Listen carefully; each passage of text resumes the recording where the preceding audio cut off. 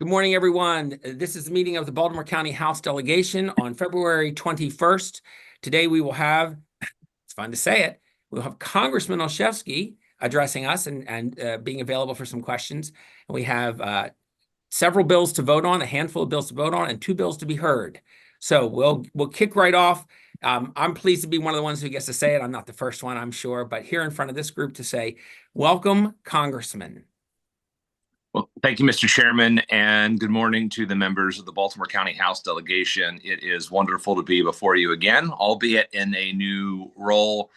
It was actually great to join all of you on opening day as well. I had a few folks say, "Hey, Congressman," and I have to admit, I think I looked over my shoulder at first, but it was a pleasure and an honor working with all of you, this county executive, and I'm excited to be working with you in this new role. For those of you who haven't already connected with Chris Ewell, who was with me in Baltimore County, he has joined us in this new role in the U.S. Congress as an intergovernmental director. And so any needs that you all have, please let us know at the federal level how we can be supportive. Look, I think you all have known me for years now. I just want you to know that I'm trying to take the same level-headed approach to Washington and Congress that I had when I was serving with many of you in the General Assembly and partnering with you as county executive in Baltimore County. You know that I'm willing and I want to work with anyone on either side of the aisle to pass bills that make a difference to our constituents. What I have to say, though, is unfortunately the report back is that's not the tenor that I'm seeing out of Washington, D.C. so far. We are seeing it instead ignoring of democratic norms, ignoring of constitutional requirements, ignoring of laws, and frankly, a lot of my colleagues are virtually silent on a lot of what's happening. And again, this isn't meant to be partisan, but former American government and history teacher, I'm just very concerned, and I want to share that with all of you. My phones have been ringing off the hook. We had a town hall this week where almost 9,000 constituents joined.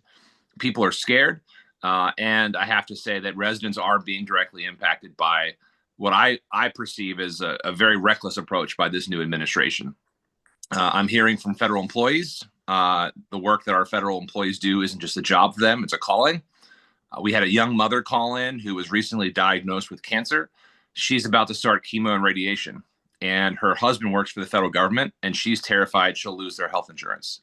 We had a family of a U.S. Army vet who finally retired after 20 years of service to our nation. And they noted that the federal workers are the ones who greet them at every new installation, who enrolled their children in support services, and they're the ones who will process, hopefully, their well-earned retirement benefits. I was outside of Social Security and spoke to a woman who was literally in tears, not only at the prospect of losing her job, but what's happening to federal employees and to our democratic systems. But this isn't just about federal workers. There are a lot of impacts we're already seeing. 140,000 civilian federal employees involved in Maryland, over 22,000 in the 2nd Congressional District. This is also about the services they provide. These are people who care for our veterans. They inspect our food. They keep our planes from crashing. And so a lot of people in particular are concerned about Social Security, especially in light of the recent House Republican leadership proposal. This is something that people have paid in for their whole lives. It's their money. And so people are scared. And I think they're rightly scared about what's next. We've heard about the Department of Education, the Pentagon, Medicare. There are more than 300 people, for example, who were temporarily fired from the agency that literally watches over our nuclear stockpile. So, you all know that I believe in and have made a balanced budgets, a $5 billion budget in Baltimore County. I believe in efficiency. I believe in waste reduction. In fact, I think we should welcome that conversation at the federal level. But I'm also a staunch defender of the Constitution and our democratic systems and the rule of law. I don't think any administration should be able to unilaterally shutter government agencies that were created by Congress. They can't provide unfettered access to sensitive Treasury information with no transparency or guardrails. And they can't offer buyouts with money that hasn't been appropriated. So I know a lot of these issues are being litigated in the courts, appropriately so. But I just really am concerned because, we know that the Constitution, Article 1, gives Congress the power of the purse, which is meant to be a critical check on executive abuses and be a reflection of the founding fathers' desires to avoid authoritarian abuses. So, I guess my message that I'm sharing publicly and that I wanted to share with all of you today is that if President Trump and Elon Musk want to go in and shutter agencies and fire employees, there is a way they can do that. They can do it through a legislative process. They have the White House, the Senate, and the Congress. They probably can pass a bill, but let's do it correctly. Let's maintain our systems. In fact, I am trying to work with Republican colleagues on some of the more controversial legislation that has been brought to the floor already this session. But Democrats have been completely shut out of the process. No amendments, no debate, not even hearings or markups in many cases. And so, as you all know, even the minority party in Annapolis has opportunities to participate in hearings, bill hearings, to offer amendments. And that's just not the case at all with what I'm seeing so far in Congress. And so on that note, I'll point out that we have not taken a single vote to lower costs for Americans. We're now 48 days into this session of Congress. In fact, we're seeing quite the opposite. Things like cutting Medicare and Social Security in the budget proposal would drive up costs. Things like cutting services and eliminating caps on overdraft fees will actually increase costs on hardworking Americans. Things like tariffs would increase costs on hardworking Americans. So I'm going to continue on this drumbeat until congressional leadership brings forward bills that help families at the grocery store and the gas station. I think that's what this election was about and what we're there to do. But I am grateful. I know that all of the work that we have has a significant impact, unfortunately, on our state.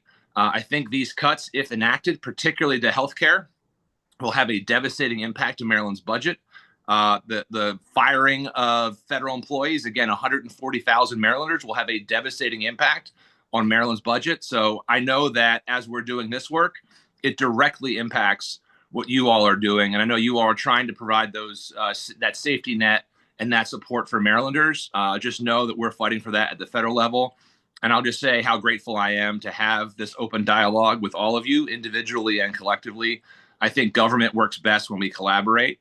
I am, not particularly optimistic with the state of affairs of the federal government, but I'm also hopeful that we can turn the ship around. As people speak up, as we work with all of you, I think we can get to a place where we can have those conversations about efficiency and cutting spending in a way that's not harmful to individuals and our economy. So with that, Mr. Chairman, I will conclude my remarks and just say thank you again to you, to Speaker Jones, and to the entire delegation for the great work y'all are doing.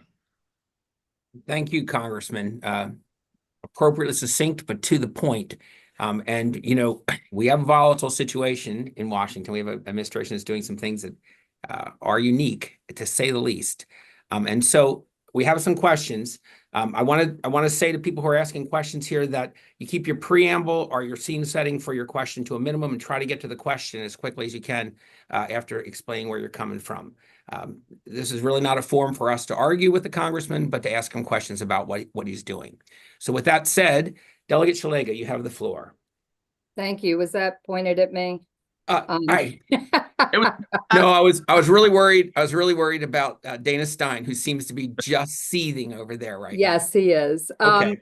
Congratulations again, Congressman Olszewski. I would say welcome to the minority party. And, we've been run roughshod over for as long as I've been here, and we are cut out of a lot of stuff. And I hope, you go back with a little bit more empathy for how hard it is for us here in Annapolis. And we are the super minority. You are just barely a minority. I also would like to say that no one is cutting Medicare. And I hope you'll stop fear mongering. There is zero proposals to cut Medicare. Have you seen any proposal to cut Medicare, Congressman? Yeah, in fact, the House leadership's budget does just that. It cuts Medicaid, not Medicare. So we need to make sure we understand Medicaid is different than Medicare. And I know they're talking about block granting it back to the states. So please, I would urge you to, and just tone down your rhetoric, because I think what you're doing is fear mongering and you're making people get worried about, checks that are going to them. And President Trump has assured the public that he is not cutting that. Well, I'll just say there are millions of Americans that rely on Medicaid. And then also I would say that cutting federal workers who process Medicare is cutting Medicare. It's not cutting checks to people. So please, make sure you differentiate between Medicare and Medicaid. And there have been Again, very these are strong assurances Delegate, from these are conversations Washington. that can be had offline. Do you have a question? Another question for the congressman? Yes. So my question is, I hope you do work with the majority party. And I know some are willing to do that. Thank you. Yeah. No, thank you, Delegate Shalega. I will just say, unfortunately, the president has said one thing and done another many times, but we can talk more about Medicare and Medicaid offline.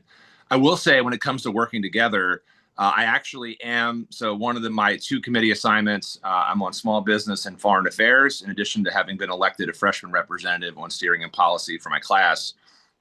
I am working with the chairman, Republican chairman of small business. We're actually going to be introducing legislation together to expand access to workforce training graduates to businesses, to small businesses. So in the places where that's, available, where that sort of opportunity is put out there, we are certainly taking it. So, look, I do believe in bipartisanship and working together where we can.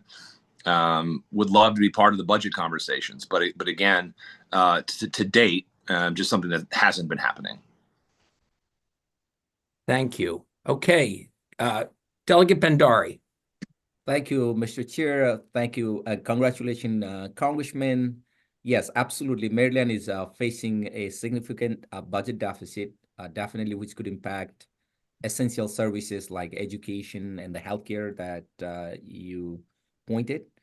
And what federal resources or legislative efforts the Team Maryland is doing and are available to help Baltimore County mitigate these financial challenges and ensure continued support for our residents, and what is the word of wisdom? And I'm proud to serve alongside our wonderful delegates, Kathy Selega, in the Health and Government Operations Committee. Absolutely, we're kind of nervous. We want to protect ACA, those type of stuff. Congressman, your delegates, your county executive, and fear is kind of serious. Yeah, thank you, Delegate Bhandari. The truth of the matter is I'm grateful that we have amazing leaders at the state and local level who are, preparing for, again, some budget cuts to be determined. I mean, part of the challenge is instructions are being given to make cuts to the budget, but we don't know what that will be yet, right? So the first step of the budgeting process is the budget committees in the House and the Senate give instructions and guidance as to what the roadmap of the budget would be. That's followed by the committees of jurisdiction actually having to go in and make those cuts. And so we won't know we know the programs, like those changes will be. So for example, to Delegate Shalega's point, if things change and there are block grants, it may be block grants that then require a higher match from the state, which then would either fall on Maryland to either increase your contributions as you're already tackling with a budget deficit, or to lower the amount of individuals enrolled in health programs. So, the assurances are that you all are doing great work on the front lines, that you all are thinking about how to best protect Marylanders, Baltimore County residents, look closer to home. Again, it's my pledge that I think we should try to preserve both Medicare and Medicaid, as well as Social Security, which is very much one of the things listed for reductions in the budget instructions that are coming forward, we believe, to the House floor this week. So, this really is not about, not intended to be fear mongering. In fact, it's really trying to provide facts so that people can, in fact, make their own decisions about whether they want to reach out to their elected reps and share their opinions on what's happening in Washington. Thank you. Thank you very much. Okay, Delegate Naraki, you have the floor. Sorry, Mr. Chair. Not at all. Good morning, Congressman. Good to see you. Good morning. Just wanted to, first of all, say, thanks for being here. Always appreciate catching up with you. Earlier this week, I actually was home sick, so I had some time to kind of actually watch the House Oversight hearing about USAID. And I normally don't have that amount of time to sit there and watch a hearing like that, but I did. And I got to tell you, Congressman, I was horrified by some of the things that I didn't even read in the paper that we had been funding over the past couple of years. We were sending $40 million a week to the Taliban. $15 million to fund condoms for the Taliban.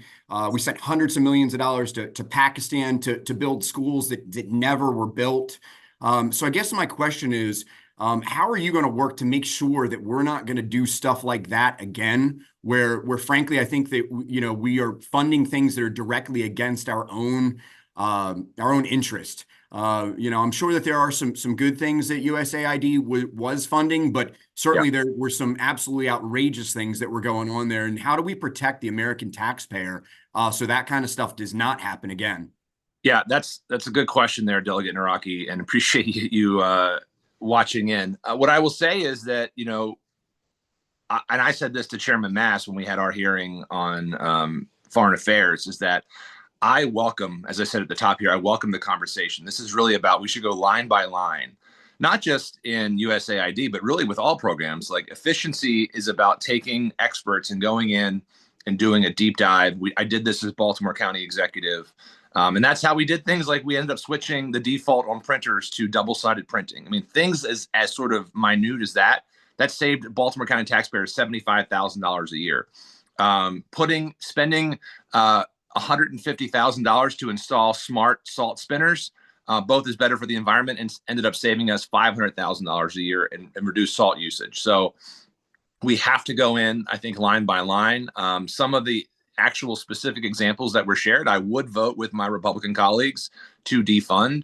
But I think it goes back to the point earlier about, this is really an Article 1 issue, that Congress appropriates the money. The president does not have the right to unilaterally not spend money.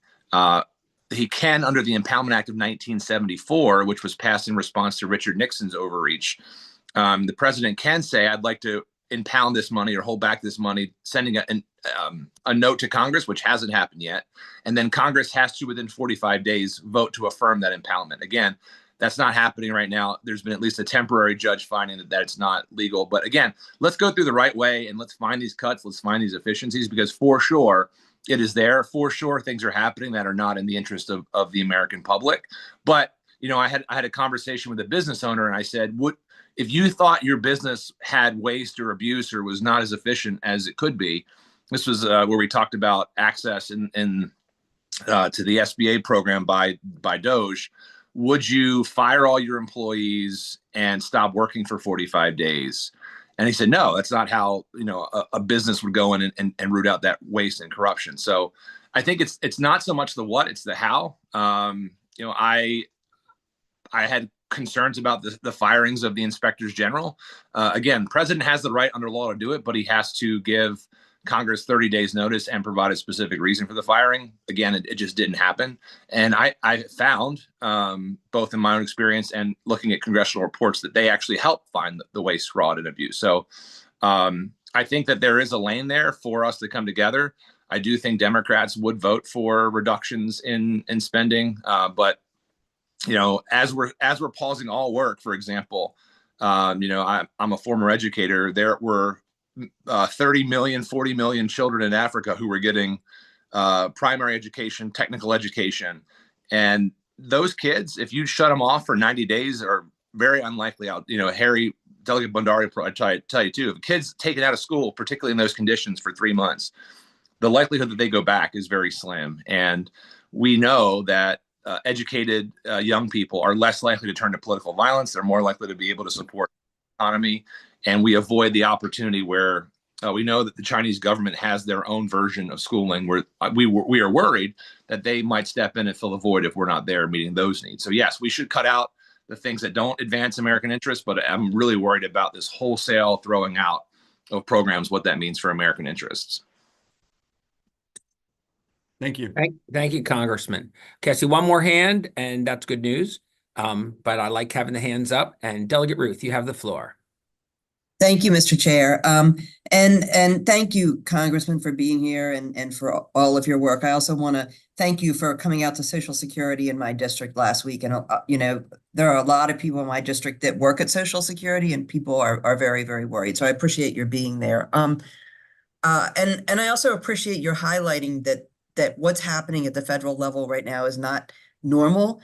And this is not, it's not partisan in the traditional sense. And I hope everybody in this delegation knows that I try to work, you know, with nonpartisan whenever I can. Some of my issues are partisan, but you know, what's happening is trampling on norms and the checks and balances that the three branches of government are supposed to have for each other are not working. But in any case, I want to get to my question because my preamble was too long, and I apologize, Mr. Chair. We're just getting there. It was, you know. So my question is about freezes of federal funding. And I know the blanket freeze that a judge, you know, paused that blanket freeze, but there still seems to be a lot of places where federal funding is frozen, you know, and I don't want to make this about me specific, but there's one grant that I know about that SHA was awarded because I worked closely with them, and it was a grant under an Infrastructure Investment and Jobs Act program, and that grant is now paused. It's now frozen, and that's a grant that was given to a number of states, red and blue states as well. So pause, and it's a grant that would help, you know, save money. So I don't understand, and I understand from SHA there are other federal funds that are frozen as well. So I don't understand how some of these freezes are still in place if that judge said that the freezes can't happen. And is there anything that we can do about that? Yeah, I'll say if you have any specific examples of businesses, individuals who are relying on funding that should not be frozen, to let us know. We are actively working with organizations who have been caught up in that. Whether it's intentional or not, we know that even after the ruling that is very much the case. So for example, we worked with the Cash Campaign. We had an event where they had already done the work offering free tax prep for county and state residents, and they had about $150,000 grant that was frozen. We reached out, we were able to get that released. So unfortunately, at this point, it's requiring some individual casework, but we are happy to do that. We're happy to intervene on behalf of, you know, you and your constituents or folks that you're working with. So please just reach out to Chris, and we'll make sure that we follow up and try to get that funding moving. Thank you so much. Yep. And thank you. As ever, you're on point. Makes me happy to see that you're on point in a new job. We certainly miss you, Neola, but we got a highly qualified person trying to step into your large footsteps. We're pleased. Just a quick thank you to your staff, Chris Ewell and Jamie Lennon, who came on for support. Also, I'd be remiss if I didn't point out that we are honored by the presence of the chair of the Baltimore County Council, Mike Ertel, is here listening in. I will point out we're about to move on to business, and any of you that think that would be an interesting thing to watch are welcome to stay on board with us at that time. But that said, Congressman, it's been a pleasure having you. It's good to hear the voice that we recognize, but in a new setting. And always all the best. And look forward to seeing you guys again in person. But thanks for what you're doing. Good luck the rest of the session. Hopefully we won't add any more uncertainty to what I know is already a difficult task ahead. Cheers, sir. Talk to you soon. All right, with that, we're going to move into business. We have a lot of bills to vote on, and I think we're going to go to voting first today, and then we have 2 bill hearings after that. So we are going to move right through the bills, starting with the alcohol bills, which are numbered early, and they're just as well to take them up. So the first bill that we will take up for voting is House Bill 1141, change of location, alcoholic beverages. We have Chair Guyton, who actually chaired the meeting admirably, who's going to report on that bill, and then we can have some discussion and hopefully a vote. Thank you so much, Mr. Chair.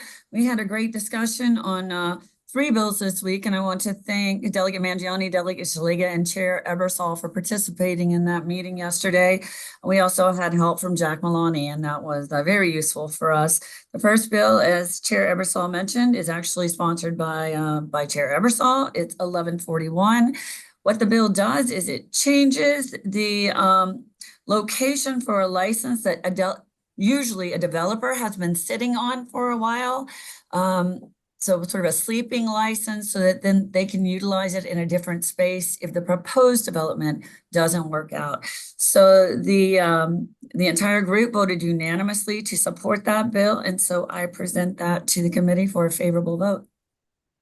Is there any discussion on the bill or a motion on the bill? Favorable on the bill, Mr. Chair. We have a Second. favorable motion from Delegate Phillips. Second. And I heard a second somewhere, but I didn't see who it was, but it was clearly a voice from us. So I have a motion favorable and a second. Is there any further discussion on the bill at this time?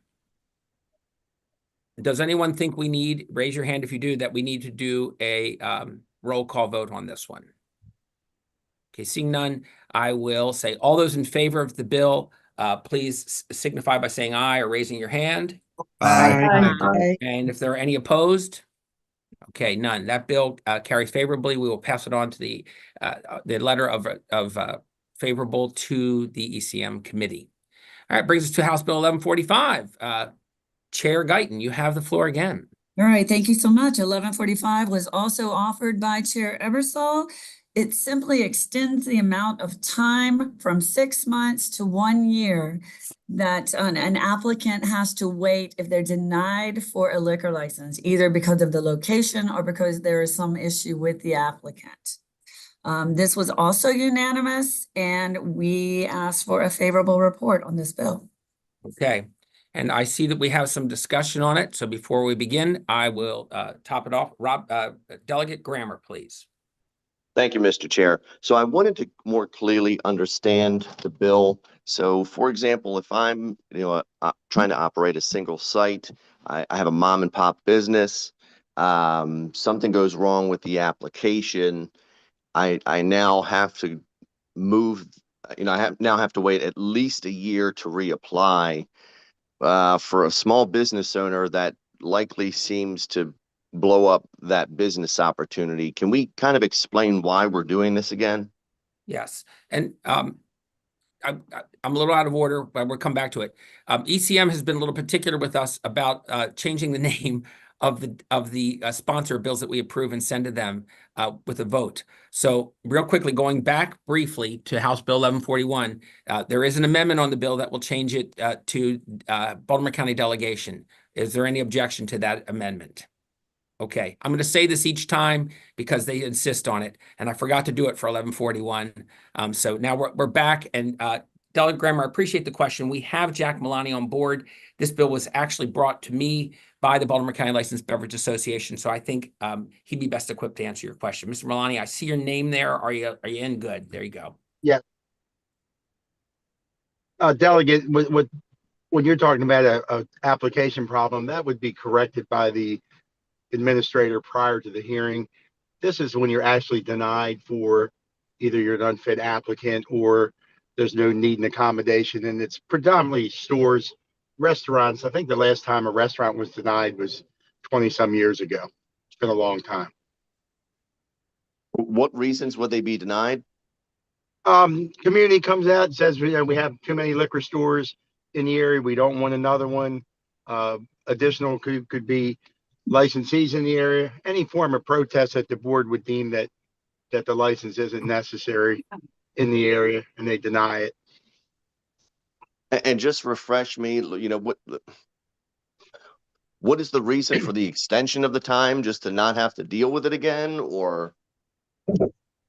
Yes, quite honestly, it's it can be costly to have to come back in 6 months, and usually if there's a reason why it wasn't granted, you're not going to overcome that in 6 months. If there's no need for the license, unless there was a large housing development that was built in 6 months or something like that, it just becomes, expensive and onerous for the people, community associations or our association or anyone who would be involved in the hearing. Thank you. Thank you. Delegate Shalega, a question. Thanks, Mr. Chair. We did have some discussion about this bill in the subcommittee, and I reluctantly voted for it, but I am going to be voting against it. I don't think it's too much to ask the liquor board to, frankly, do their job. If they have denied it and somebody comes back 6 months later, they can deny it again if necessary. I'm afraid because this is by location and not like a bad operator, but this is a location.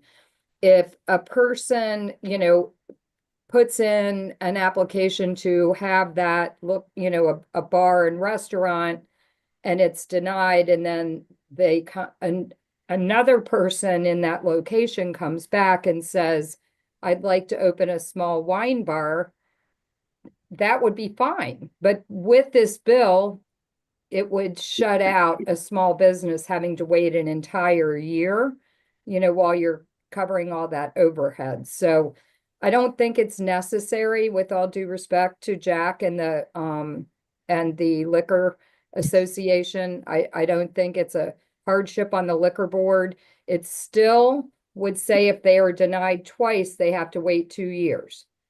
So that second application would be very careful, because, then at that point you're denied 2 years. So I think it's, it's too onerous, and I'm going to be voting against it. Thank you.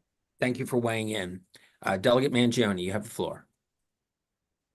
Thank you, Mr. Chair, and I wanted to say thank you to the Alcohol Subcommittee Chair Guyton, and I apologize because I didn't speak with her, but because I, similar to Delegate Saliga from the subcommittee, I did vote yesterday, but after further discussion and review, I have very similar concerns to what Delegate Saliga just named. One concern, for example, if somebody up there after or anybody would apply, my problem is with the location. That's where I get a little torn up here, where if somebody will apply for a location, they get Delegate Mangione, can you lean a little closer to your microphone? You're breaking up for us a little bit. I'm sorry. I was worried about the location aspect of it, where if somebody were to apply for a location, similar to what Delegate Saliga just said, but that location would be shut off by somebody else applying for the location. And that could hurt a small landlord. Not every landlord there's some big developers. So I'm worried about the small business aspect for a number of different reasons, and very similar to Delegate Saliga. So I just wanted to get that. Thank you. Mr. Maloney, let me give you a chance to respond to that one, because make sure that. And we've had some discussion, and I did take the time yesterday afternoon to go back to Mr. Mister, who has probably been practicing before the board for 40 plus years. He thinks the last time a restaurant was denied was about 23, 24 years ago. So it's not normally restaurants that would be denied. It's really some of these larger type liquor stores, usually with people who have locations elsewhere, and they put someone else on the license, and they have a lot of money to wear people out. That's the main part of the problem. And remember, we are we do look out for small businesses. That's what we do. So we would never do anything that would harm any of our small businesses. Thank you. Delegate Naraki. Thank you, Mr. Chair. There's been a lot of discussion over the past couple months about people, frankly, wanting more access, whether it be access in grocery stores or whatever the case might be, to, being able to purchase beverages, alcoholic beverages. I'm just curious how this bill would help, resolve that access issue. It seems to me that it would actually kind of go in the opposite direction. So I'm just worried that we're kind of having a negative effect here, that we're not helping with that particular problem that, the governor has been speaking about and others here. So maybe Mr. Maloney could weigh on that, or someone could Perfectly comfortable with that. Yes. No, I would be happy to. Quite honestly, when you come into this business, we have to come in and actually prove to the board that there is a need for the location to exist. They weigh our concerns, they weigh the community's concerns, and they make a decision. So again, as far as expanded access, if they were to pass some type of bill allowing it in the grocery stores, I would trust that they would also make them come in and have a hearing where the community and affected folks would have a chance to testify to that. I would hope they never pass it where it's automatic and bypass the hearing. It would probably be not very well received by the communities. Okay, and thank you for that. I saw the chair's hand up briefly. Delegate Guyton, did you want to say something? Because you're the subcommittee chair at this point, so. Thank you so much, Mr. Chair.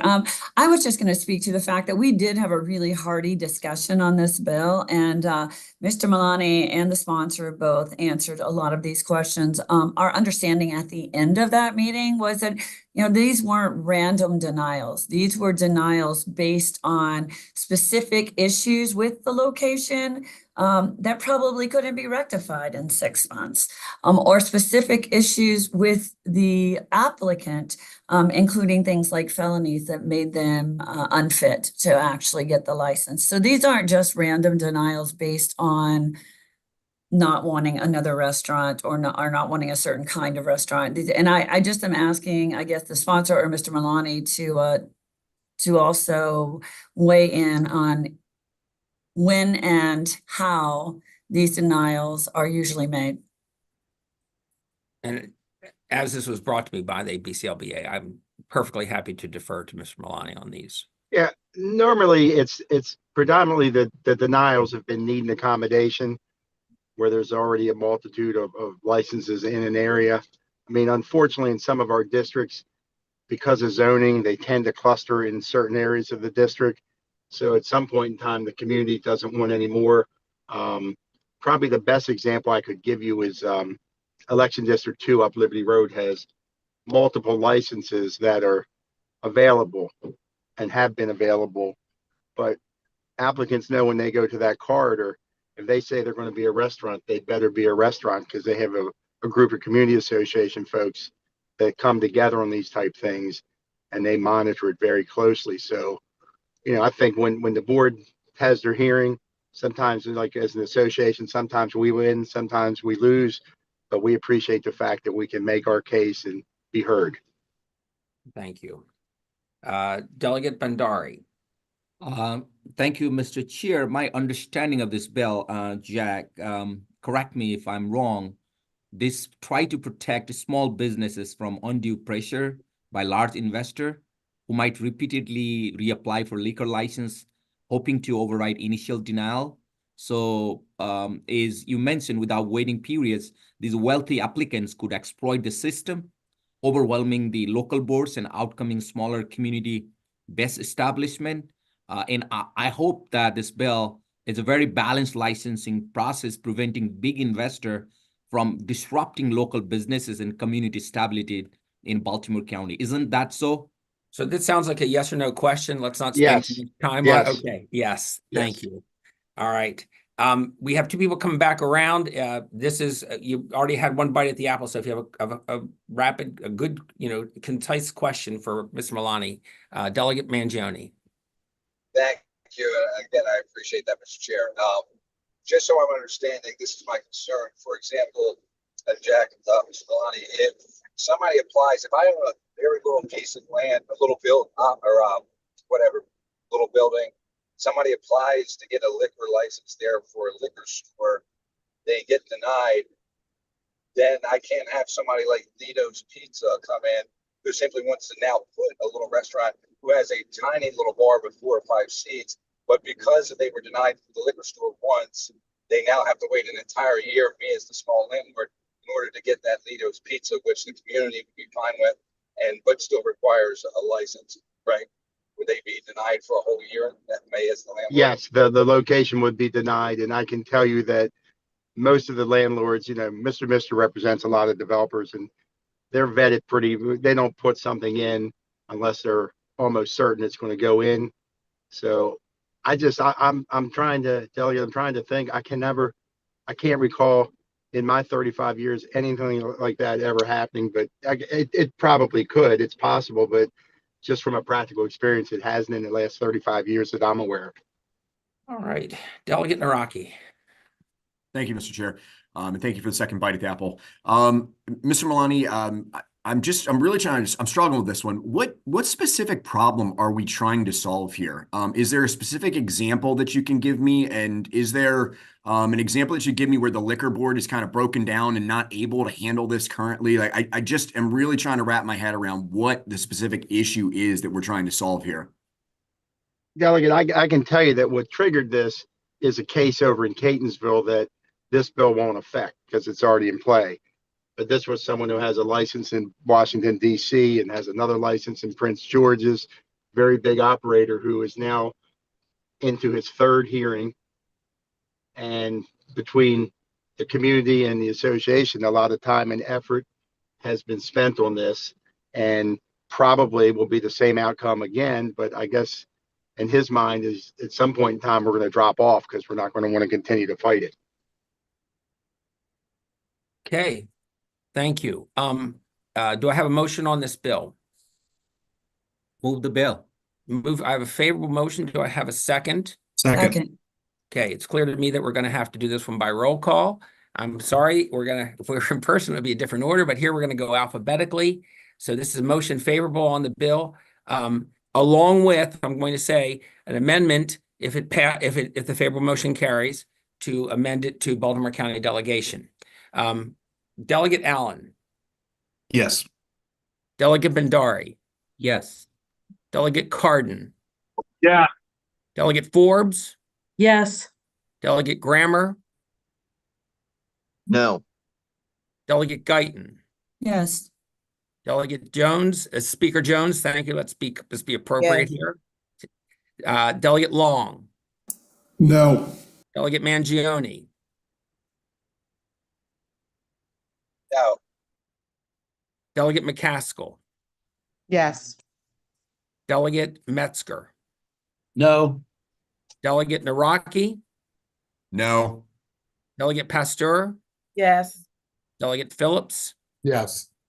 Delegate Ruth, Yes.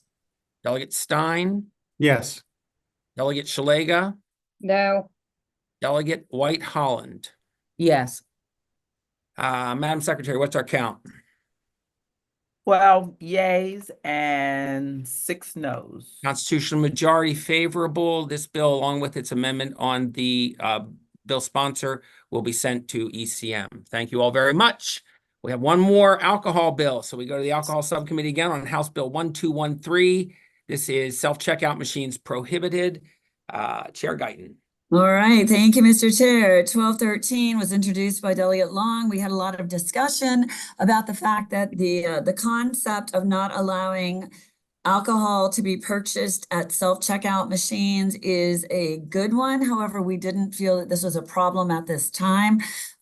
It was at that time voted unanimously unfavorable by the subcommittee for that reason. However, it was suggested that Delegate Long and members of the delegation may want to send a letter to the liquor board asking them to put regulations in place to ensure that this can't happen in the future if it becomes a problem. So our report was unfavorable. Are there any? So that's an unfavorable motion by the subcommittee. We should have done that last time. We also, I'm going to say, I don't need to say it because it's unfavorable. Are there any questions or comments on the bill before we move on the unfavorable?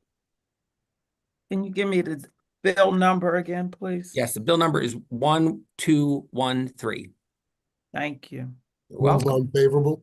Okay, yeah, we had it. I'm going to count that as a second because the subcommittee chair moved unfavorable, which was probably what we should have done last time. Okay, is there any further discussion? Okay, seeing none, I sense that we may be able to move to a voice vote. We might have a few hands up for against the unfavorable. So if you're voting yes here, you're voting to submit an unfavorable report to the ECM committee. All in favorable of the unfavorable, please raise your hands. Wait. I see Wait. lots of hands. And if you are against the unfavorable, please put and yeah, good, Delegate Cardin. Put your little hand up in the corner of your screen, please. I see Delegate Long and Delegate Grammer. Are there any others? Okay. I could ask the secretary to count this, but I think we're in good shape here. We have 2 against. This bill, the motion is unfavorable. We will pass that information along to the ECM committee. Thank you. Thank you, Mr. Chair. Thank you. Good work. All right. We have three bills that have to do Mr. with. Chair, Delegate Saliga has hand raised. I'm sorry, Delegate Schlegel, we missed that. No, my hand was not for that. My hand's Okay. for a question. As the subcommittee had offered Right. the idea that Delegate Schlegel, let's do the bills and we'll take, that'll be like a business at the end, if we could do that, please. well, it's related to the bill we just voted on. I got that, but the bill's Okay. done. So we'll move on, and then at the end, we can say, relative to that unfavorable. So the next bill we have is House Bill 1285. This is Baltimore County Property Tax, Homeowners Property Tax Credit. And to this, we go to Delegate Ruth, the chair of the Community Affairs Subcommittee. Thank you, Mr. Chair. This bill would grant a property tax credit to supplement the state homeowners property tax credit, along with under some various conditions. The Community Affairs Committee voted to move unfavorable, so I move unfavorable. Thank you. Is there a second to the unfavorable? Second. Yeah, with that.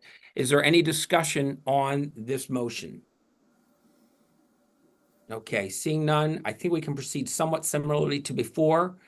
All in favor of the unfavorable on this bill, raise your hands or say aye. Aye. Right? Aye. Lower your hand, Delegate Cardin, if you would. And then anyone who is against the unfavorable, voting no to the unfavorable, raise your hands. And here's who I see. Make sure I pick everyone up. Delegate Mangione votes no, Delegate Grammer votes no, and Delegate Long and Delegate Naraki and Delegate Metzger. I'll pause. All vote no to the unfavorable. And Shalega. And Shalega. Okay. We have the half dozen that work together so well. So I believe the count then would be, we're at 19. Madam Secretary, can you do that for me real quick? Just make sure I get the number right, because we're missing somebody and my subtraction's a little off here. Well, we had the 6. 1, 2. Right. That would be 13, I think, if you Five. count me, or 12 if you Well, don't. if I count you, yes. Okay. 13. You don't need to. We'll go with 12. So the unfavorable motion carries. We will pass that along to, I forget the committee that works on property tax, probably mine, Ways and Means. Thank you. Next bill is House Bill 1295, Baltimore County Transfer Tax Exemption for First-Time Homeowners. Again, we come to the Community Affairs Subcommittee Chair, Delegate Ruth. Thank you, Mr. Chair. House Bill 1295 exempts first-time home buyers from the Baltimore County transfer tax if it's a first-time home buyer and it would be their principal residence. The motion from the committee is unfavorable, so I move unfavorable. You have a motion unfavorable. Do I have a second? Second. I have a proper second from Delegate Phillips. Is there any discussion on this bill at this time? Okay, seeing none, we can move to a vote. I think we can proceed similarly to before. All those in favor of the unfavorable on this, please raise your hands. All right, and now hands up, please, if you are against the unfavorable. I'm going to list them for you, Madam Secretary, as they pop up. Delegate Shalega, Delegate Grammer, Delegate Metzger, Delegate Naraki, and Delegate Long, and Delegate Mangione. Did I miss anyone? All right, so the count is the same as the previous It's the same count. Yes. Same count, thank you. 12 votes for the unfavorable. The unfavorable motion carries. This, we will let the proper committee know that we have moved unfavorable on this one. We have one more bill, House Bill 1330, Baltimore County Residential Real Property Moratorium on Assessment Increasements and Review of Assessment Practices and Methodology. Give me the bill number again, please. 1330. Thank you. Delegate Ruth, you have the floor one more time. Thank you, Mr. Chair. House Bill 1330 establishes a 2-year moratorium on increases in the assessed value of residential real property with some exemptions. And it also requires SDAT to hire an independent consultant to study SDAT's assessment practices and methodologies. There is an amendment from the committee. The committee voted to remove the moratorium, but to move forward with the part to study the assessment practices and methodologies. We thought it seemed like a good idea to, at least take a look at how we do assessments. The amendment is in the folder and I move the amendment. Amendment has been moved. Is there a second to the Second, Mr. amendment? Chair. I have a second. Second, Thank you. Is there any discussion on the amendment? I have a question. Yes, Delegate Long, the sponsor of the bill. Yeah, will that be a third party looking at the processes? Delegate Long, we did not change that part of the bill, so it still does call for a third party. And Thank just for the you. record, Delegate Long, in your bill, it was third party in case somebody's Yes. not looking at it right now, correct? Yes. Okay, thanks. You can do that too. All right. All in favor of the amendment, please raise your hands or say aye. Aye. Mr. Chair, I'm I had a sorry, question Delegate for Card. I President. thought you were voting for it already. You have a question. All right. So Just want to know, is there a fiscal impact that we should know about if we're hiring somebody new to do this? Okay, Or is there so not? I'm going to stop you there. What this is doing is removing a part of the bill that has not to do with the report. I think the discussion so- on the fiscal impact of the report will come as we Fair discuss the bill once it's amended. Thank you. Fair I enough. appreciate your question. It was one that we have someone from STAT to give us some information about that. Delegate McCaskill, I don't know if you're raising your hand or voting for us there, but Oh, I thought I lowered my hand. It was. yeah, you to did. vote. I just saw it and I'm cognizant of it when I see them. So, okay, all in favor of the amendment, which removes the part of the bill that is requiring things and leaves the report behind. Okay, any opposed to that amendment? I see no hands coming up, so okay, we're good there. Now, on the bill, Delegate Ruth. Oh, thank you, Mr. Chair. On the bill, I move favorable with the amendment just adopted. And we will say that if we move favorable, we're going to have an amendment that will say that the sponsor name is changed to the Baltimore County Delegation. So do I have a second? Second. I hear a second out there. Thank you. All right. Is there any discussion on the bill now? Delegate Cardin, you have the floor, sir. Yeah, I just wanted to know, is there a fiscal impact that we should be aware of on this bill? I believe there is, and for that reason, Josh Greenberg, who we know and love so well in his previous iteration, has come on from STAT to answer what I think are two questions, that one and what sort of reports already exist that could be accessed on this. And Mr. Greenberg, if you would just weigh in on that since it's going to impact your department, please. Yeah, absolutely. First of all, good morning, everybody. Very happy to see you. It was also great seeing my old boss, now Congressman Johnny O. That was awesome. Yes, there would be a fiscal impact to this bill. We have looked at occasionally, doing a third-party study of our statewide efforts. That would reach up into the millions. For Baltimore County properties specifically, we're probably looking somewhere in the neighborhood of $250,000 at least. The reason behind this is because, and this sort of touches on the second question that the chair had, we do have a lot of reports out there already about our accuracy, the assessment methods we use, how they're applied to different properties, and also our worksheets are publicly available to anybody who wants to know how we evaluated a property that we evaluated. But all of the methods that our assessors use are in the Maryland Assessment Procedure Manual. So if you want to know how we assess a property, how we think about assessing properties, it's all in there. Every year we publish our annual ratio reports. That's a report that compares the values that we apply to properties in the state to the actual market. So how do our assessments stack up to what the buildings eventually sell for? You'll find that actually our accuracy has been going up. We have been up to 92%, meaning that our valuation is at about 92% of what those buildings will later sell for at the market. So if anything, the studies that we've been conducting too far have shown that our assessments are a little low, but well within the ranges that are to be expected for property tax assessments. Additionally, we have our assessable base reports that we publish every year. You can take a look at those, see how we're evaluating properties across the state. Most of the information that we make is public. It's also challengeable both on three levels, on the supervisor level, property tax assessment appeals board level, and at the tax court level. So we are one of the few agencies whose jobs can be and are constantly challenged in court.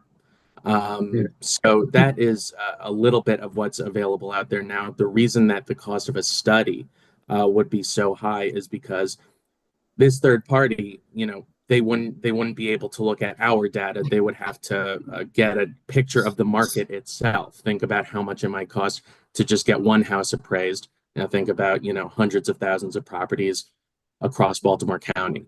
So it would be a pretty significant fiscal impact. And frankly, I think for a low rate of return, particularly with all the resources we have out there now. Thank you. Thank you. That's a good comprehensive answer. I see the bill sponsor has his hand up to either ask a question or make a comment. Delegate Long. Yes, I'd like to make a comment, Mr. Chair. Thank you.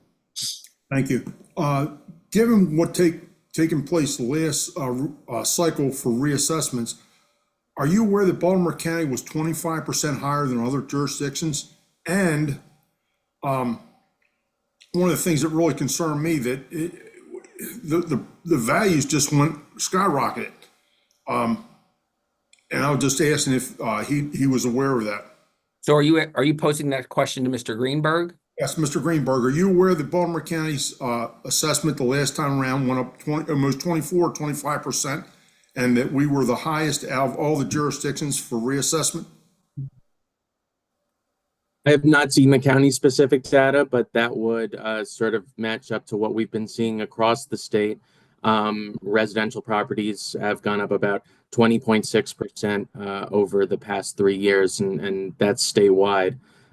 So that sounds about right. Look, we hear you. I mean, there have been immense pressures on the housing market, particularly in Maryland.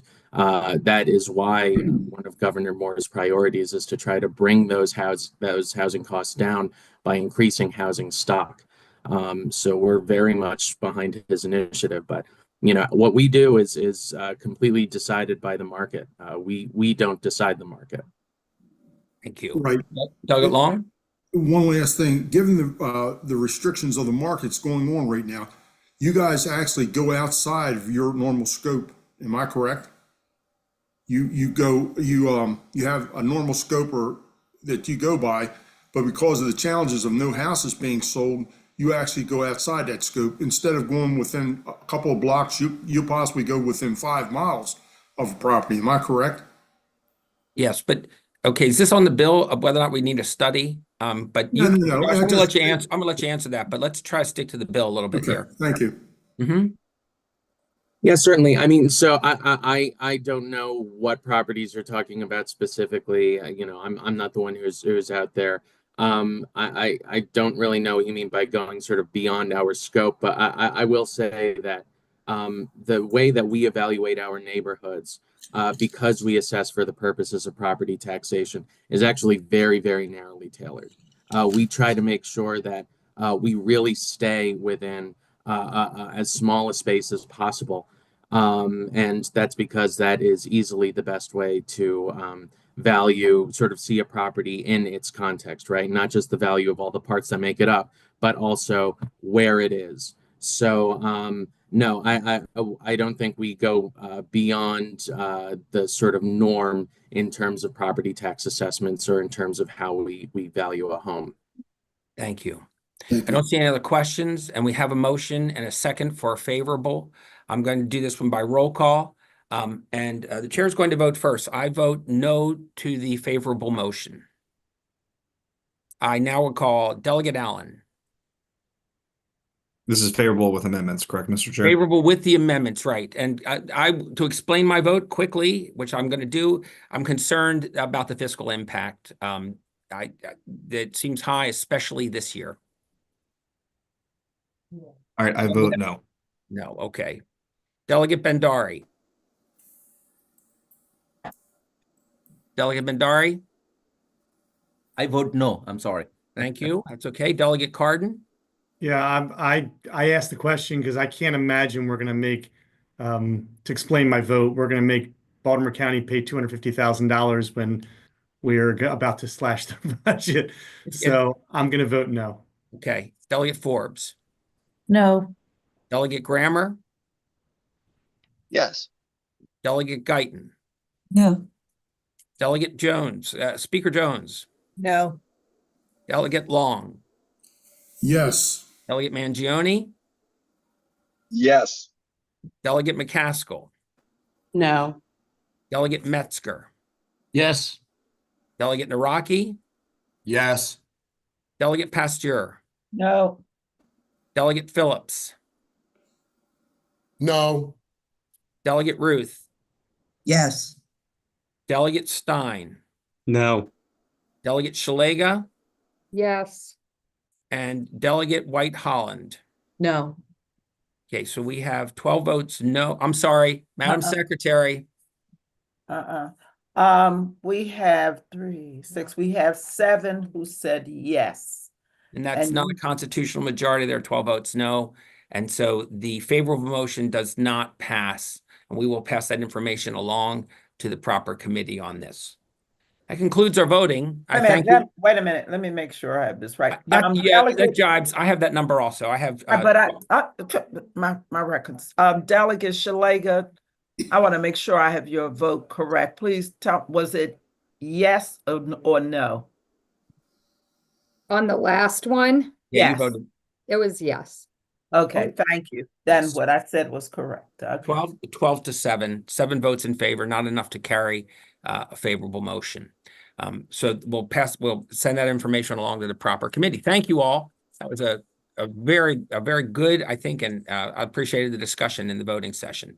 We now have 2 bills before us for hearing so that we can listen and find out about them and consider them in a future meeting for vote. And the first one is House Bill 978. This is speed monitoring systems, Interstate 695 and Interstate 83. And the sponsor is Delegate Stein. You have the floor, sir. Thank you. Thank you, Mr. Chairman. Several years ago, the legislature authorized the use of speed cameras along the Jones Falls Expressway in Baltimore City. And those cameras have been very successful. And anyone who's traveled along the JFX will know that speeds have come down. And that part of the JFX used to be referred to as a Indy 500 speed raceway, but it's now much safer to drive. So this bill would similarly authorize speed cameras along the Beltway, Baltimore, and Baltimore County, and along I-83 between the Beltway and the Pennsylvania line. The cameras would be at locations identified by state highways as being at high risk for motor vehicle crashes that result in serious bodily injury or death. And I think David's going to pull up the slide that I had in my testimony, which is a graphic showing speed-related crashes along 693 and 83. So if you could do that.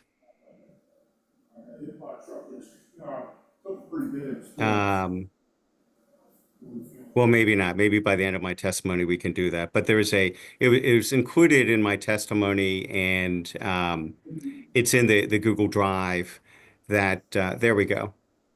Yeah, it's shows crash reports over a 7-year period on 695 and I-83. Now, it does include the I-83 part of the JFX in Baltimore City, but as you can see, especially by the second column, the number of speeding crashes over that period was 6,700, and the colors indicate. I mean, when you get to a red or an orange, it's higher. It's particularly high if it's a red, and so you can see that in the county parts of the Beltway, there are many stretches that are red and go anywhere, have a 7-year count of speeding crashes anywhere from 98 to 274, which is a lot.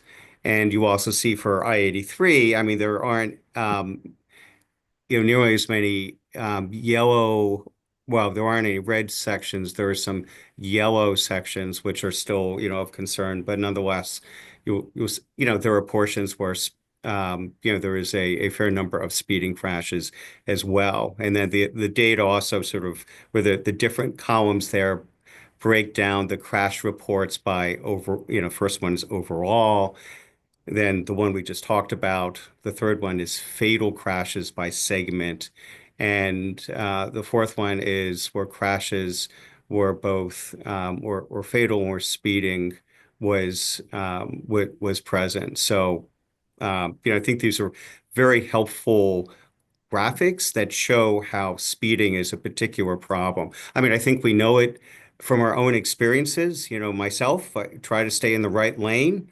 I probably go a little bit above the speed limit, but I get tailgated, people constantly passing me on the left, and speeding, as we all know, got worse during COVID, and it's remained a bad problem, especially as the roads have,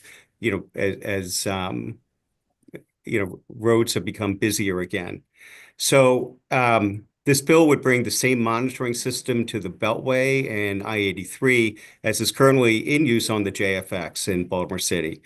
For drivers exceeding 12 miles per hour or more above the posted speed limit, there would be a fine of up to $40. The revenue would, as is the case with other speed camera programs, first used to cover the program expenses, and then fund road repairs and safety improvements on sections of both highways within Baltimore County. The bill specifies that up to 4 cameras can be placed on the Beltway in each direction. Up to 3 cameras can be placed on I-83 in each direction. To give notice to drivers, the bill requires signs that a speed camera is present, and it also requires digital signs showing travel speeds of drivers as they go by. The bill would sunset at the end of June 2030. There's no longer a requirement that there are some amendments. There's no longer a requirement that cameras be operated by speed monitoring system operators on a minute-to-minute basis, and state highways would determine the location of the cameras. So with that, Mr. Chairman, I'll end my testimony. I'm happy to answer any questions. Thank you. You answered one at the end about who would choose the locations, and I appreciate that. Is there in the bill, and I don't have it in front of me, I'm sorry to say, but do we limit the number of cameras, or do we have a specified number of cameras that would go, or would that also be up to the state highways? It's up to 4 it is in the bill that for the Beltway, it's up to 4 cameras in each direction, and for I-83, it's up to 3 cameras in each direction. Okay, But thank you. that's the maximum. State Right. highways could decide that fewer were needed. Okay. Thank you. I see 2 hands up. I see Delegate Naraki. Sorry, Mr. Chair. Not at all. Catching me off guard this morning. Sorry, I appreciate it. Yeah, if I see you looking off to the side, that's when I go for you. Okay. Very good, sir. May I have a couple questions, Mr. Chair? Is that okay? So, you're All right, muted. I'm muted. Oh, yes, you absolutely. This is a hearing, and so fair enough. I just want to make sure that was in order. Thank you for sir. checking. Delegate, thank you for the discussion this morning. I do have a couple questions. First of all, you just said that State Highway was going to choose the locations, but it looks like inside of the bill that it actually gives a few folks the opportunity to choose the locations, not just State Highway, but also State Police and the Baltimore County Police Department. Is that true? It's with the amendment that I've submitted, it's state highways that would make the decision. Okay. All right. Thank you for clarifying that. Have a couple other clarifications. So is there any constraint? You mentioned that section of 83 in Baltimore City there. It's my understanding, and I haven't looked at that legislation for about a year, but I recall that there are some parameters there where those cameras can exist sort of within a certain area there. In this bill, though, there appears to be no parameters. It's basically anywhere on the Beltway or anywhere on 83 in Baltimore County. Is that also correct in my understanding? So there's no necessarily distance or location parameter? Well, the bill says that the locations that could be identified by state highways. I mean, this is the criteria at being at high risk for motor vehicle crashes that result in serious bodily injury or death. So state highways, as shown by the graphic, they have that information by different segments of both the Beltway and 83. So the rationale for this bill is that state highways would look at their data and determine which segments meet that relative they're pretty high standard, high risk for motor vehicle crashes that result in serious bodily injury or death. Those are the only segments that could be considered. So if you have a part of Baltimore County of the section of the Beltway where you don't have that high risk, they could not be placed there. Okay, but there's no specific geographic parameters inside of the bill, because presumably those locations could change, right? You could have Yes. those areas could move from time to time, or whatever the case might be. There's not a defined, it has to be within this mile marker to that mile marker or something like that, right? There's nothing like that I'm seeing inside of the bill. Correct. You're Okay, correct. so then sort of a follow-up to that would be, so then would it be possible then for, say, all 8 of these, 4 on one side, 4 on the other side, to be placed essentially all within a relatively small area of each other, so we could kind of load up one area of the Beltway with all 8 of these speed cameras theoretically? It's highly unlikely. The idea is that these are distributed. I mean, especially when you look at the map of the Beltway, you'll see areas of red throughout the Beltway, throughout the county, so that they wouldn't be focused on just, one particular stretch of the Beltway, that they would be throughout the county. Sure. No, I appreciate that, Delegate, but there's nothing precluding that, correct? So it's possible then that all 8 of these could be placed within a certain segment of the Beltway. It is technically possible. I mean, Delegate, if there is language that would sort of mitigate your concern about that would say that they were to be, distributed throughout the county based on a high risk, to alleviate your concern that they could be all, jammed into one stretch, I'd certainly be open to that. Okay. All right. Thank you, Delegate Naraki. Delegate Cardin. Thank you, Mr. Chair, and thank you for bringing the bill, Delegate Stein.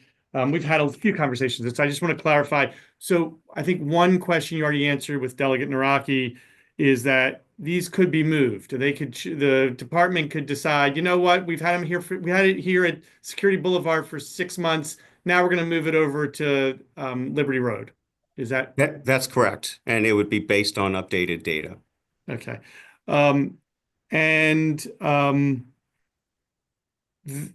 When we originally passed speed camera legislation years and years ago, there was a promise made by the chairman of ENT, who's now retired. She's and enjoying. Hey, Delegate Cardin, we're a little short on time, so the history lesson's great. Can you get to the question? She promised us that there would never be an increase in the fees up from $40, and now fees can go up exponentially. Is that possible with this bill, that we could choose to increase the fees, or the department could choose to increase the fees from 40 up to 80, 100, $200? No, it's set at a maximum of $40. But new legislation would be required. That's correct. Okay. To increase the fee beyond what's in this bill, yes. And new legislation would be required. Last question. With present construction, basically the entire Beltway in the areas that are listed as high risk are under construction right now, and there are speed cameras with those. Is this going to? Might it make sense to wait until the construction's over and the 45-mile-an-hour speed limits are taken away to do this, or is this something that you don't think matters? Even though we're under construction now, we can still do this now. Yeah, that's an interesting point, Delegate Cardin. I mean, you said, I mean, there are several sections of the Beltway that are under construction, and where, many of them, a number of them, state highways already has work zone cameras in place. Can certainly be open to discussing with you language that would postpone it, or would make sure that there isn't, close overlap between a work zone speed camera and one that is that will be located right outside of it. So Thank you, Delegate Cardin, and you'll have a good look at this because it's coming to your subcommittee. Delegate Shalega. Thank you, Mr. Chair. Just remind me, what provisions are made to ensure when people get bad speed camera tickets, for instance, we've heard David Marks got one in DC and he was never there. We have other colleagues that have complained of receiving these speed camera tickets when they were not there. And I'll remind you, my mother-in-law's car was stolen and I had to sort through all kinds of speed camera tickets that people got when they stole her license plate and put it on other cars. So are we making that simple, or how are we addressing that? Delegate, I mean, that's certainly a perfectly fair question. There is provision in the bill that says that if someone gets a speed camera and their car or their tags have been stolen, that they can offer that as a defense to a speed camera citation. Among the things that would need to be done is that they would need to offer proof that this happened, a copy of the police report that they submitted, saying that, hey, my car was stolen, or my tags were stolen. But all that is laid out in the bill as to, someone was not the car has been stolen or their tags have been stolen. So it wasn't their responsibility for getting the speed camera violation, that, that can be offered as a defense to having to pay the ticket. How about the other instance of, just numbers not being correct? And that, again, it happens. What's the defense for that? You mean that the photographs are inaccurate? I mean, someone could, I believe that if someone believes that information is correct, that the photographs were incorrect, that, let's see, they can request that the speed monitoring system operator to be present and testify at trial. They can request a trial and ask that the actual speed monitoring system operator be present, so they could challenge the photographs that are the basis for the ticket. Yeah, I would request you think about it, a more expedited way to do that. For instance, I'll say David Marks, our councilman, got a ticket, speed camera ticket in DC, and he was never there, or Prince George's County, I can't remember which one. But asking someone to take a day off work to fight a $40 ticket is not economically feasible. There should be an easier way to fight a bad ticket like that, which we know we happen. I think Delegate Otto had a farm truck that was never on the road. These are very good stories, Delegate Shalega, yeah, but I get it, but they're true, Delegate. I know, but they're just, yes, but we need to move on from the anecdotal stories. We understand your point. Yes, my point is, I would hope that you would find a more expeditious way to adjudicate these bad tickets and not require someone to take a day off of work for a $40 ticket. Thank you. Yeah, I mean, if there's Delegate, if there's other, we authorize speed cameras in a number of different situations within the state. Generally there's authorization, like in Baltimore County right now, for speed cameras in school zones. If there's language elsewhere that we've used or that has been used, it may be some other state that provides a more efficient way of challenging that situation, be happy to consider it. Thank you. And I will point out that, our subcommittee meetings are not closed. You can attend if you want, and if the chair chooses to recognize you at that subcommittee meeting, you can make these suggestions and perhaps they become amendments of sorts. I will warn that if we put a lot of amendments on a bill like this, we experienced this last year, what happens to it. Delegate Grammer. Thank you, Mr. Chair. So, Delegate Grammer, can you put your camera on, please? Thank you. How's that? Yeah, absolutely. So, the couple years ago, for a period of many months, there was a speed camera placed on 695, generally around the area of Parkville. What happened there is from Golden Ring all the way up until Parkville, the traffic was brought to a stop every morning until people passed that speed camera. Like it didn't help, reduce speed a little bit for public safety reasons. Delegate is the Bramer, purpose of the we bill. need a question here. This is a hearing. I got it. Yep. This opinion can be expressed at voting. So if you have a Well, question. it's not an opinion, that's a fact. Like No, for nearly a yes, year. sir, you need to get to a question for the sponsor. This is a hearing. And so you can express those opinions or facts in defense or of the bill when we get to the voting session, okay? Here's the question. When we have these situations where a placement of a speed camera kills traffic, what does the bill afford us when we suddenly have a real problem due to the placement of a speed camera? Well, I guess just like in any situation with speed cameras today, with speed cameras in school zones, with speed cameras in work safety zones, one can appeal to State Highway Administration, to the District 4 folks, that cover Baltimore County, and say that this is a problem that's interfering with the flow of traffic. I mean, again, the criteria under the bill is that they are to be placed where segments where there's high risk for motor vehicle crashes that result in serious bodily injury or death. So they're only to be placed where there's evidence that a segment is unsafe, to drivers and or pedestrians. And again, the violation only kicks in when someone's going more than 12 miles an hour or more above the speed limit.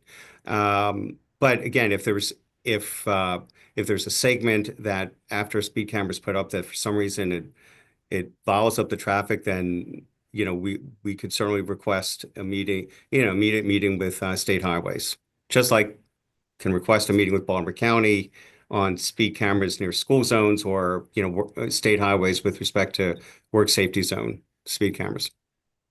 And there's no limitation. So people drive more than 12 miles an hour on the entirety of 695.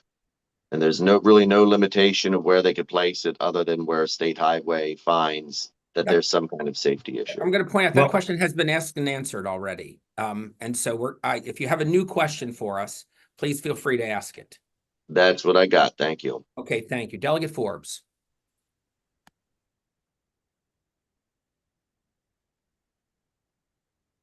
Thank you, Mr. Chair. Thank you, Mr. Speaker Pro Tem, for bringing the bill. I know my community would appreciate it.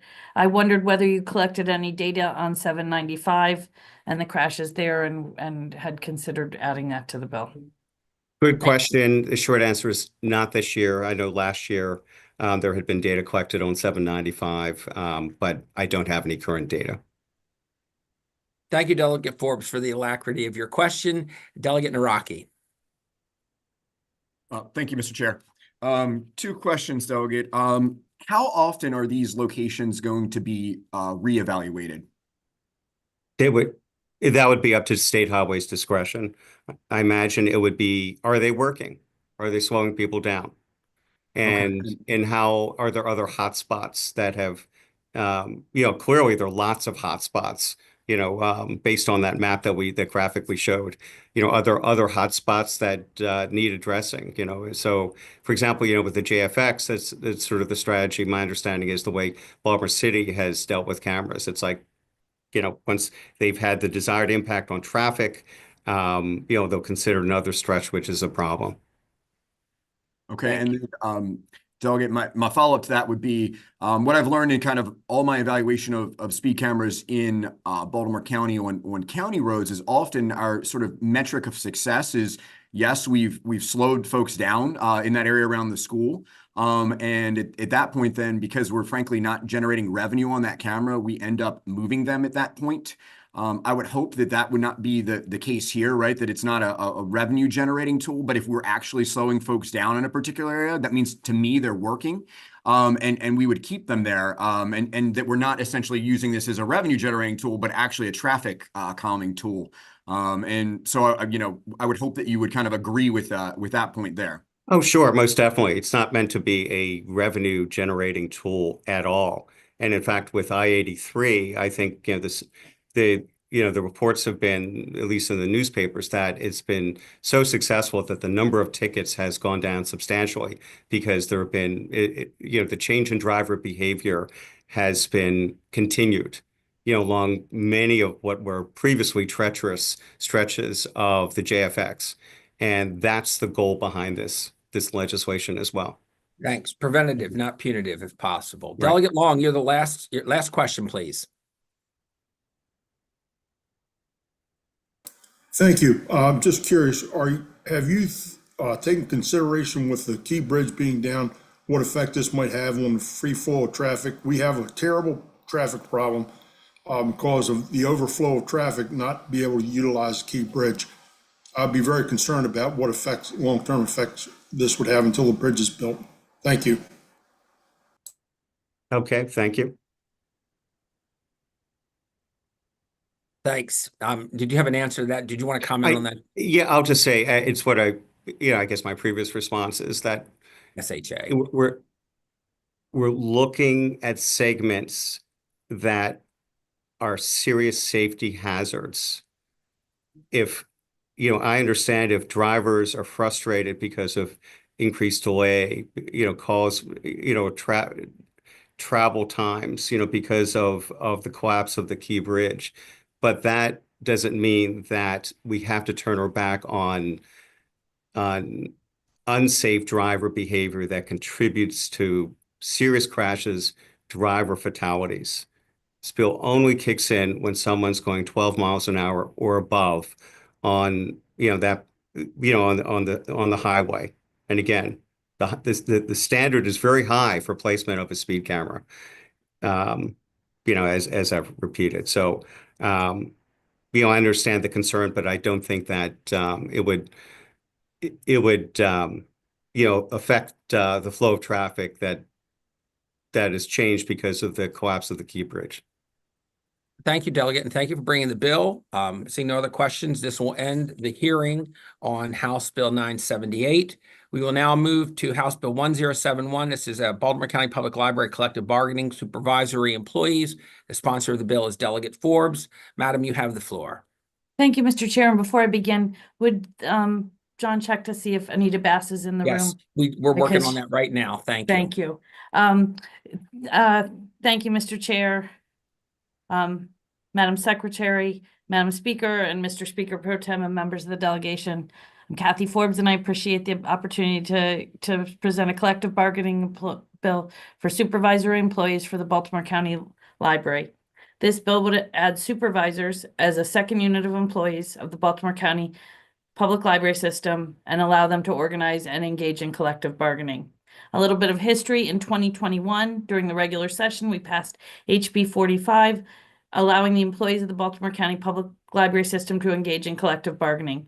They later chose to join Montgomery County and Prince George's County as the only library systems in the state with unions. In the last session, 2024, we passed HB 609, the Library Workers Empowerment Act, which extended collective bargaining rights to the library systems across the state that did not already have those rights. Baltimore County, Montgomery County, and Prince George's counties were not included in the 2024 legislation as they already had established collective bargaining units. However, the 2024 Library Workers Empowerment Act allows 2 bargaining units in each of the jurisdictions, employees and supervisory employees. Prince George's County currently has 3 bargaining units, and all the other library systems covered under the statewide 2024 Library Workers Empowerment Act have the right to establish 2 bargaining units. Baltimore County Public Library System has become an outlier. Our library system only has 1 bargaining unit, employees, and does not allow supervisors the right to collectively bargain. There's a letter in the file from an employee that can be here today, and I think she says it really well. When the legislation was passed in 2021, initially permitting non-supervisory Baltimore County Public Libraries employees to unionize, I was proud and excited to join the new BCPL union, and I even volunteered to serve as the steward at the branch where I've worked since 2017. When the opportunity for a promotion to my current position suddenly presented itself in the summer of 2022, the biggest drawback I felt, and something that almost caused me not to apply for the position, was that if I were promoted to a library supervisor, I would have to leave the union. I thought long and hard about this before deciding to apply, eventually concluding that, for me, management and unions are not mutually exclusive, and that being a manager who understands how unions work and recognizes their benefits could only be a good thing. HB 1071 brings Baltimore County Public Library's collective bargaining structure in line with last year's Library Workers Empowerment Act, and indeed with all the other library systems in Maryland, while retaining all the processes in the 2021 law that were agreed on by BCPS. I have to stress it's enabling legislation, nothing that says supervisors must form a union, and to me, it's a bill of parity. The supervisors in our system are left out of the statewide library collective bargaining unit bill, and this bill will correct that inequity. I ask for a favorable report. I'm happy to answer any questions, and I thank you all for listening. Thank you, Delegate Forbes. We have two witnesses that are going to testify in favor, and we're going to let them go first before you take some questions. And then we have two witnesses that will testify as opposed. Witnesses, 2 minutes. I don't have a clock on here, but try to keep yourself to 2 minutes. I'll remind you gently at 2, and then you can sum up. The first person I have is Anita Bass. She is a librarian, and I think we got her on board. Anita, are you here? Yes, I'm here, and Excellent. I work in the circulation department. Thank you. Not a librarian. Please begin your testimony with us. Okay, good morning, Baltimore County Delegation and Delegate Forbes. Thank you for allowing me to speak on House Bill 1071. My name is Anita Bass, and I am the local president for the IAM Machinist Local 4538, which Baltimore County Public Libraries are part of, and I also work at the Essex Library Branch. I am here in support of House Bill 1071 because it will enable Baltimore County Public Library supervisors and managers, if they choose so, to unionize. When the Library Workers Empowerment Act was passed, Baltimore County Public Library workers were not part of that bill because we already had our own law and our union. Since the Library Workers Empowerment Act has passed, we are now requesting that our supervisors are included. Supervisors should have the same rights to unionize as non-supervisory staff. Supervisors still have concerns with working conditions and wages. A concern that non-supervisory staff have is that when they are promoted to a supervisory position, they are promoted out of the union and they lose that protection of the union. House Bill 1071 would keep that protection for them. All managers and supervisors on the mid-level are eligible because their job descriptions are aligned with the supervisory job descriptions, which fits the same language that is in House Bill 1071. Branch level managers are not involved in negotiations, so that would not exclude them from being part of House Bill 1071. I'd like to thank you for your support for House Bill 1071, and thank you for giving me the opportunity to speak. Thank you for your testimony, and your timing is immaculate. I appreciate that. We also have in favor Bridget Fitzgerald from the Machinists Union. Ms. Fitzgerald, are you here? I am here. Can you hear me? Yes, I can. Thank you. Good morning, Chair Ebersol, members of the Baltimore County delegation, and specifically Delegate Kathy Forbes. I really want to thank you for the support you've lended Baltimore County Public Library workers. As Delegate Forbes mentioned in a brief history, 2021, we passed a law that enabled non-supervisory employees to unionize. They have done so. They are now, I believe, working on their 4th contract. That relationship has proven to improve communication, make people have a better understanding of the rules and the responsibilities that they have with regard to their job classifications and descriptions. And we were approached by the supervisory staff after the Library Workers Empowerment Act passed with the request to amend or pass a enabling legislation to allow the supervisors to have that same benefit of a labor management cooperation, to be able to have some communication and transparency, and of course the representation.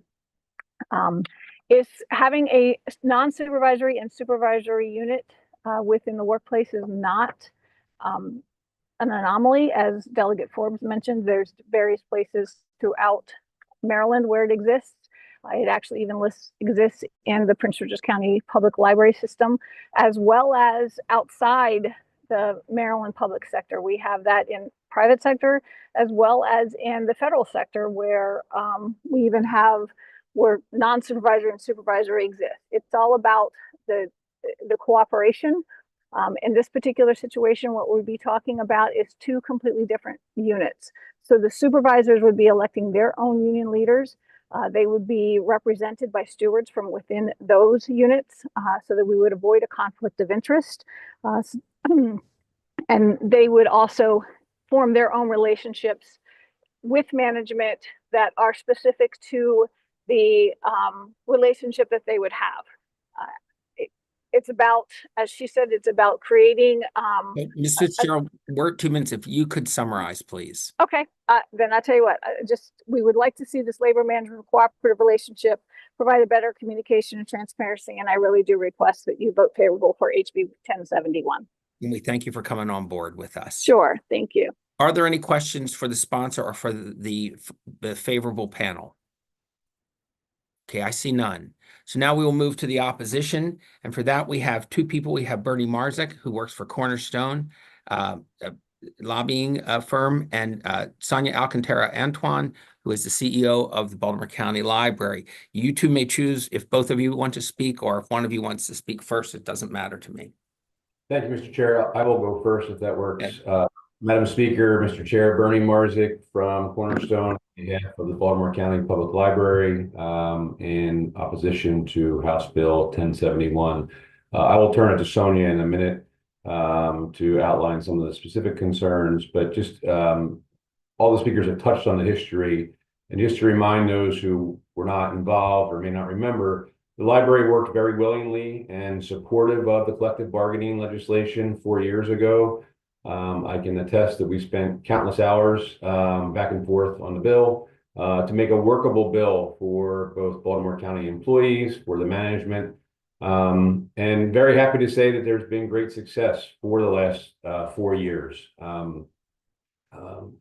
The union and the board and the management have worked very closely and had 4 negotiated contracts and come to an agreement, including last week on the latest MOU that was ratified by both staff and the board. There's been open communication and ongoing collaboration in those 4 years. And when this process started, they moved very quickly to come up with holding elections and giving the employees their first contract in place almost immediately after the law was passed. I say all of that because of the concerns that do exist for this bill and to move forward. We believe there's a conflict of interest will be created by this legislation. There'll be challenges with the day-to-day operations of the library, and also there will be an extended cost to the county and to the library. So we would ask the delegation to oppose this legislation. I'll turn it to Sonia, who can add some more details, and happy to take questions. Yes, and thank you. And your timing is good too. Madam CEO, Sonia Alcantara Antoine of Baltimore County, you have that's my alarm, sorry. You have 2 minutes, please. Thank you. Good morning, Madam Speaker, Mr. Chair, and members of the delegation. My name is Sonia Alcantara Antoine. I'm the Chief Executive Officer of Baltimore County Public Library. 4 years ago, BCPL worked collaboratively with the bill sponsors and the International Association of Machinists and Aerospace Workers to create BCPL's collective bargaining law. Our labor attorney, Sean Malone, was also at the table 4 years ago, helping us write our law and ensuring that it adhered with labor laws and standard best practices. We did so willingly and in good faith, never ever opposing the right for BCPL staff to organize. Our law enables BCPL employees to collectively bargain, but prohibits confidential employees, managers, and supervisors from organizing. The current bill goes against the good faith agreement that we negotiated 4 years ago and seeks to allow BCPL managers and supervisors to organize. BCPL opposes this as it poses a significant conflict of interest that compromises and undermines the ability of our managers and supervisors to carry out their responsibilities objectively. BCPL managers and supervisors are an extension of library administration. They help us set and enforce policies. They have the authority to hire, fire, discipline, and evaluate employees. They directly address grievances. They represent library administration on the Labor Management Committee and in labor negotiations. Every day they make operational decisions that directly affect labor relations. Including them in a union would create a clear conflict of interest between their duties as representatives of the employer and their interests as union members. Further, our law is tailor-made to BCPL in that it directly references our funding relationship with Baltimore County government. The language in our law that prohibits confidential employees, managers, and supervisors from organizing was cut, copied, and pasted directly from Baltimore County Code. Changing our law will have a cascading effect on the county's employees and their 5 unions, who will likely move to seek parity with the change in BCPL's law. This will have an untold fiscal and operational impact on Baltimore County government, who is our primary funder. BCPL cannot support the current bill as it is written. We have offered a compromise solution to the union through our regular communication, but can't support allowing managers and supervisors to organize. And I would urge this body to oppose HB 1071 as it is currently written. Thank you. Thank you. And thank you also for your alacrity and your testimony. We certainly appreciate that. Are there any questions for the opposition? Okay, seeing none, this ends the hearing on House Bill 1071 and also brings us to the conclusion of our meeting. I believe at least I will, for the good of the order, remind you that next week we're going to go back in person. Looking forward to that with all of you. Some have weighed in that they found it to be actually a little more productive and pleasant. So I'm thinking about adding some more as we go on. But if that's problematic, you need to let me know as I consider that. Delegate Shalega, you had a piece of business that you wanted to address. Bells rang. Thank you. I also don't see Delegate Shalega online anymore. So her interest in a letter will have to be done offline, and the speaker is on her way across the hall, and so should we be. And with that, I would adjourn this meeting. So moved. Second, done. Everybody's leaving. It's done.